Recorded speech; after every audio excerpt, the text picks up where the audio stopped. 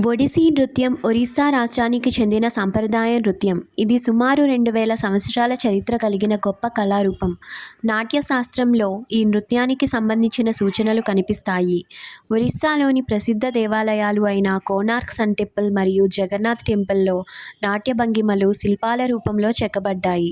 ఇవి ఒడిస్సీ నృత్య ప్రాచీనతను స్పష్టంగా తెలియజేస్తాయి. ప్రాచీన కాలంలో మహారి అనే దేవదాసీలు ఆలయాలలో భగవంతునికి సేవగా ఈ నృత్యాన్ని ప్రదర్శించేవారు. తరువాత గోటిపువా అనే బాలురు ఈ నృత్యాన్ని అభ్యసించి ప్రజల్లో ప్రాచుర్యం పొందేలా చేశారు. ఈ సంప్రదాయాల వల్ల ఒడిసీ తరతరాలకు చేరుకుంది. బ్రిటిష్ పాలన కాలంలో దేవదాసీ వ్యవస్థ క్షీణించడంతో ఒడిసీ నృత్యం కూడా తగ్గిపోయింది. అయితే 20వ శతాబ్దంలో గురువులు, కళాకారులు కలిసి దీన్ని పునరుద్ధరించారు. ఆలయ శిల్పాలు, పురాతన గ్రంథాలను ఆధారంగా తీసుకుని ఒడిసీని మళ్ళీ ప్రపంచానికి పరిచయం చేశారు.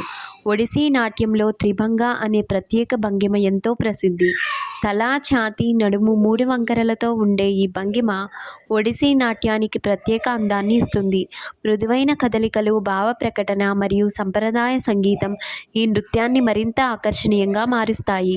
ముగింపుగా ఒడిసీ నృత్యం భారతీయ సంస్కృతి, ఆధ్యాత్మికత మరియు కళల సమ్మేళనం.